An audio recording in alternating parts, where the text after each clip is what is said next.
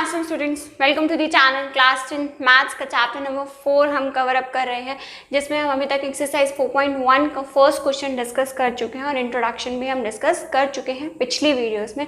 और आज के इस वीडियो में हम डिस्कस करने वाले हैं एक्सरसाइज 4.1 का सेकेंड क्वेश्चन के सारे पार्ट्स डिटेल में डिस्कस करेंगे। ठीक है, सो वीडियो थोड़ी सी लंबी होगी बट एक्सप्लेनेशन पूरी डिटेल्ड होगी, आपको अच्छे से कॉन्सेप्ट समझ में आ जाएगा। राइट, सो वीडियो को स्किप बिल्कुल भी मत कीजिएगा, पूरा कंप्लीट देखिएगा। राइट, सो स्टार्ट करते हैं फर्स्ट क्वेश्चन से। सेकंड क्वेश्चन का first part, represent the following situations in the form of quadratic equation. जो हमें ये सिचुएशन दी हुई है नीचे, इसको हमने क्या करना है, रिप्रेजेंट करना है, मतलब लिख कर दिखाना है। रिप्रेजेंट करना मतलब किसी चीज़ को लिख कर दिखाना। Right, in the form of, कैसे लिख कर दिखाना है, कैसे रिप्रेजेंट करना है, क्वाड्रेटिक इक्वेशंस के फॉर्म में। क्वाड्रेटिक इक्वेशंस आपको बताई हुई है मैंने। क्वाड्रेटिक इक्वेशंस की स्टैंडर्ड फॉर्म क्या होती है, ax square plus bx plus c। तो हमने इस स्टैंडर्ड फॉर्म में अपने इस क्वेश्चन को कन्वर्ट करना है। राइट, जो हमें स्टेटमेंट दी हुई है, इस स्टेटमेंट को, इस सिचुएशन को हमें इस फॉर्म में लिख कर बताना है। Okay, area of a rectangular plot is 528 metre square.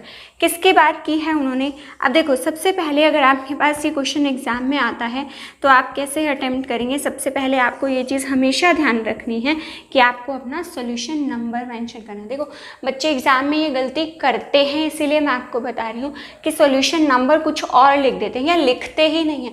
उससे क्या होता है, एग्जामिनर को पता नहीं चलता कि आप कौन सा क्वेश्चन अटेम्प्ट करें, तो एग्जामिनर कई बार आपके मार्क्स डिडक्ट कर लेता है। राइट, या कई बार गलत क्वेश्चन भी चेक हो जाता है। तो इन चीज़ों की प्रैक्टिस आपको स्टार्टिंग डे 1 से करनी है, सो दैट कि आपकी एग्जाम तक अच्छी प्रैक्टिस हो जाए। सॉल्यूशन नंबर लिखना है। राइट, आगे उन्होंने क्या बोला है, area of rectangular plot is 528 metre square. So सबसे पहले आप यहाँ पर लिखेंगे that area of rectangular park is equal to 528 metre square. ठीक है, जो भी आपको दिया हुआ मैथ्स करने का रूल होता है कि जैसे जैसे आप स्टेटमेंट पढ़ते जाते हो वैसे वैसे आप क्वेश्चन को अटेम्प्ट करना स्टार्ट करो। Next, the length of a plot. अब देखो, अंडरलाइन करो, क्या बोला है उन्होंने, लेंथ की बात करी है। Length of a plot is कितनी है, 1 metre more than twice its breadth. देखो, बहुत कुछ बोल दिया उन्होंने, लेकिन हमें क्या समझ में आया इसमें से, सिर्फ हमें इतना समझ में आया कि कुछ उन्होंने लेंथ और ब्रेथ के बीच में कुछ बात की है, कुछ रिलेशन बताया है। तो हम क्या करते हैं, हम भी क्या कर लेते हैं, लेट अस सपोज कि जो ब्रेथ है उसकी वो कितनी है, हमारी x मीटर है। ठीक है, देन दोबारा से पढ़ो स्टेटमेंट को। अगर ब्रेथ हमारी x मीटर है, सो दैट मीन्स हमारी लेंथ कितनी होगी, length of the plot is. इसका क्या मतलब हुआ कि आपने क्या लगाना है, इक्वल टू, कि लेंथ कितनी है, लेंथ है 1 मीटर मोर, 1 मीटर मोर है, मतलब हमें क्या करना है, +1 करना है। ठीक है, किससे 1 मीटर मोर है, ट्वाइस इट्स ब्रेथ, इसकी ब्रेथ के ट्वाइस से क्या है, 1 मीटर मोर है। राइट, सो इसीलिए मैंने स्टार्टिंग में पहले क्या माना था, ब्रेथ माना था। ठीक है, जनरली हम क्या करते हैं, जो चीज़ हमें लास्ट में दी होती है ना, सेकेंड टाइम 99% आपके पास जब ऐसे सेंटेंसेज होते हैं तो 99% आपके पास जो चीज़ बाद में लिखी होती है वो हम लेट करके चलते हैं। ठीक है, तो ब्रेथ लेट कर ली, देन लेंथ का उन्होंने जो रिलेशन बताया था वो हमने यहाँ पर लिख दिया।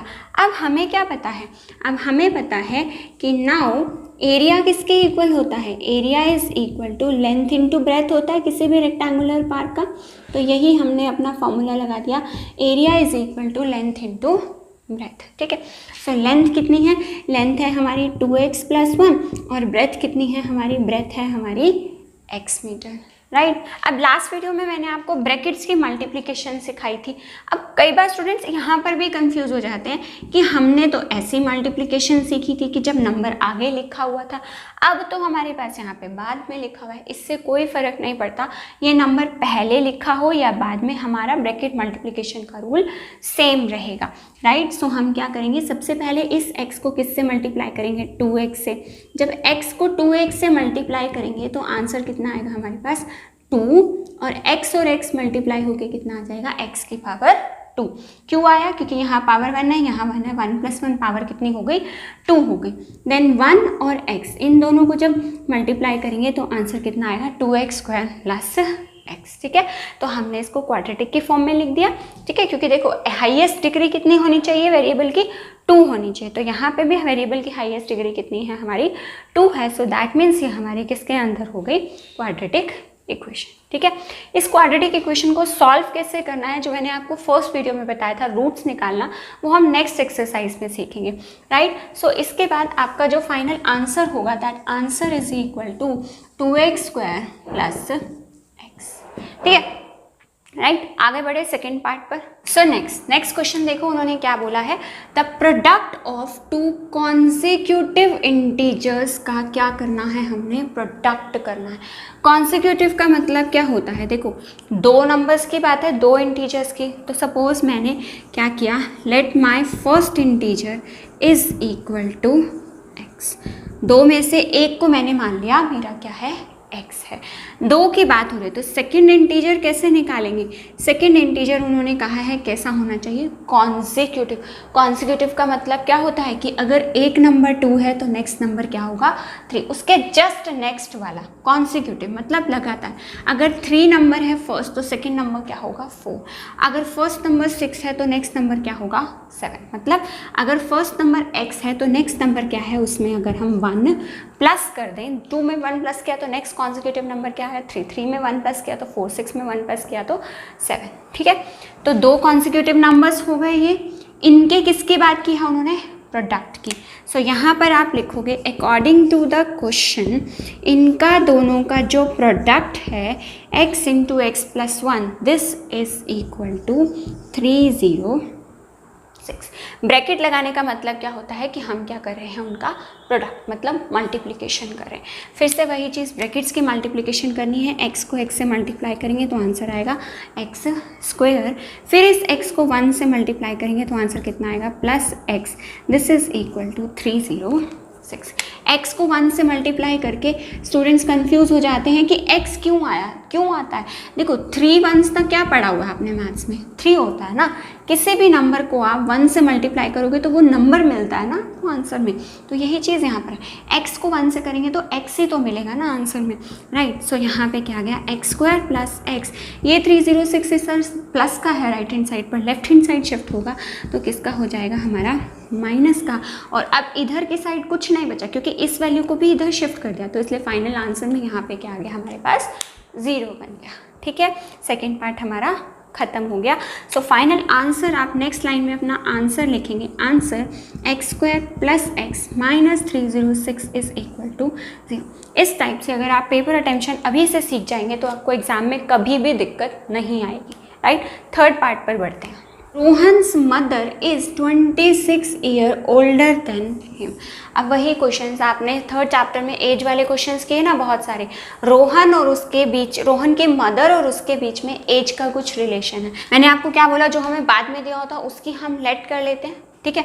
हिम लिखा है बाद में, तो यानी कि हिम का मतलब क्या है, रोहन। तो let us suppose Rohan's age is equal to x years, ठीक है। सेकेंड किसकी एज की बात हो रही है, रोहन की मदर की एज की। तो Rohan's mother age is equal to x plus 36 years. क्यों किया 36 ईयर्स, सॉरी 26 ईयर्स। तो क्यों किया 26, क्योंकि उन्होंने क्या बोला है, Rohan's mother is 26 years older than him. Older का मतलब क्या हो गया, बड़ा होना। वैसे भी जनरल लाइफ में भी, डेली लाइफ में भी अगर आप देखोगे तो हमेशा मदर की एज क्या होती है, सन की एज से ज़्यादा होती है, प्लस होती है। तो इसलिए मैंने सन की एज में 26 प्लस कर दिया, तो मुझे किसकी एज मिल गई, मदर की एज मिल गई, ठीक है। आगे देखो क्वेश्चन उन्होंने क्या बोला है, the product of their edges. अब उनकी एजेस का यानी कि हमें क्या करना है, प्रोडक्ट करना है। लेकिन कब का, 3 years from now will be 360। हमें क्या करना है, 3 ईयर्स फ्रॉम नाउ मतलब अब के बाद 3 साल बाद की एज का प्रोडक्ट। जैसे पिछले क्वेश्चन में तो हमें सीधा नंबर्स का प्रोडक्ट कर दिया था ना हमने लेकिन यहाँ पे हमने जो है वो सीधा प्रोडक्ट नहीं करना, प्रेजेंट एज का प्रोडक्ट नहीं करना, हमें कब का प्रोडक्ट करना है, उनकी एज का 3 ईयर्स बाद की एज का हमने प्रोडक्ट करना है, ठीक है, तो कैसे होगा, अभी अगर x है तो 3 साल बाद कितनी एज होगी, x + 3। अभी अगर x + 26 है तो 3 साल बाद उनकी एज कितनी होगी हमारी, x + 29 होगी। ठीक है, समझ आया। अब इन दोनों का क्या करना है, प्रोडक्ट करना है। अकॉर्डिंग टू द क्वेश्चन क्या बोला है उन्होंने, इन दोनों की एज का हमने प्रोडक्ट निकालना है x + 29 which is equal to 360। ठीक है, ब्रैकेट की मल्टीप्लिकेशन वैसे ही करनी है जैसे सिखाई थी, x को x से करेंगे तो x², देन x को 29 से करेंगे तो 29x, देन अब इस 3 की बारी आई। अब इस 3 को एक बार इससे एक बार इससे, 3 को x से करेंगे तो 3x, देन 3 को 29 से करेंगे तो 3 9 था 27, कैरी 2, 3 2 is 6 और 6 + 2 is 8, this is equal to 360। So this implies x² as it is, सिखाया था पिछली वीडियो में कि x² की टर्म x² के साथ प्लस माइनस होगी और कोई है नहीं तो एज इट इज छोड़ दी। 29 और 3x दोनों सेम x की हैं तो प्लस कर दो, कितना आ जाएगा 32x, दिस प्लस 87, ये 360 इधर आकर के क्या हो जाएगा हमारा माइनस। तो हमारे पास फाइनल आंसर कितना आ गया यहाँ से, x² + 32x and minus 87, minus कर दो यहाँ से, 10 - 7 3, 15 - 8 is 7, carry 2 - 273 is equal to 0। ठीक है, नंबर्स को करना है माइनस क्योंकि अपोजिट साइंस है, माइनस किया और साइन किसका आएगा, बड़ी स्टेटमेंट का, राइट। बढ़ते हैं लास्ट पार्ट पर। सो नेक्स्ट देखो, लास्ट पार्ट में उन्होंने हमें क्या बोला है, सॉल्यूशन नंबर 2 क्वेश्चन का 4th पार्ट, लास्ट पार्ट में क्या बोला है उन्होंने हमें, a train travels a distance of 480 kilometre at a uniform speed. एक ट्रेन 480 किलोमीटर का डिस्टेंस ट्रेवल करी यूनिफॉर्म स्पीड पर। ठीक है, if the speed had been 8 kilometre per hour less, अगर स्पीड जो है वो 8 किलोमीटर पर आवर कम हो तो कम कैसे निकालूँ, पहले तो मुझे इनिशियल स्पीड पता होनी चाहिए ना। Let start, initial speed is equal to x kilometre per our.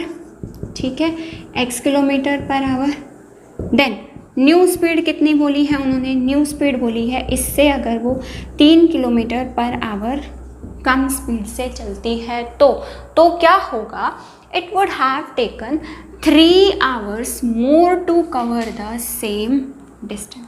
अब डिस्टेंस, टाइम, स्पीड तीनों की बात आ गई। उन्होंने क्या बोला है अकॉर्डिंग टू द क्वेश्चन कि जो टाइम है, टाइम किसके बराबर होता है, time is equal to distance upon speed होता है। ठीक है, time is equal to distance upon speed. Distance कितना है, डिस्टेंस है 480 किलोमीटर और स्पीड कितनी थी, पहले स्पीड थी x, इतना टाइम ले रहा था पहले।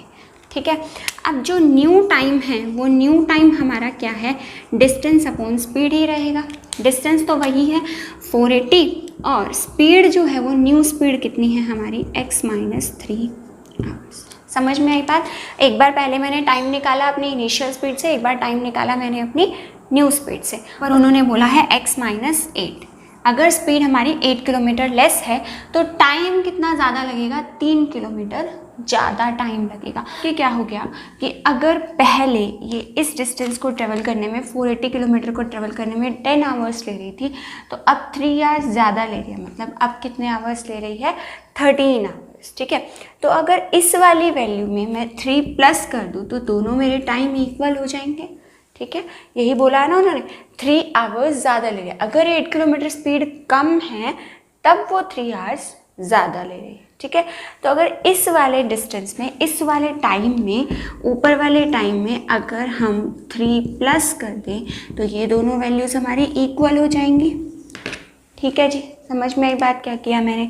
सो नाउ अब हमारे पास क्या है कि अगर इस वाली वैल्यू को, जो ये वाली वैल्यू है, इसको हम राइट हैंड साइड शिफ्ट कर दें तो हमारे पास क्या आ जाएगा, 3 is equal to 480 upon x - 8 and -480/x, ये चीज़ आ जाए। सो देखो, मैंने इस वाली वैल्यू को इधर क्यों शिफ्ट किया, क्योंकि जो लॉजिक मैंने आपको अभी समझाया मैथ्स का कि x वाली वैल्यू x के साथ सॉल्व होगी। ठीक है, वो चाहे x हमारा न्यूमिनेटर में पड़ा हो चाहे डिनोमिनेटर में हो, तो इसीलिए मैंने इस वैल्यू को इधर शिफ्ट किया सो दैट कि मैं दोनों सेम टर्म्स को आपस में सिंप्लीफाई कर सकूं।